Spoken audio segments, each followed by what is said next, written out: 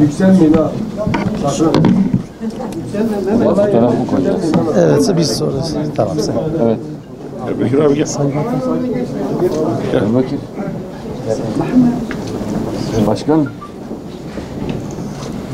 Çekin abi bir saniye. Çekelim abi.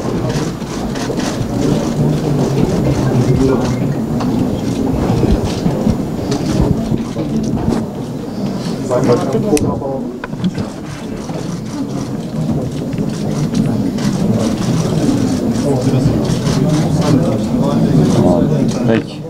Sayın Bakan Bey.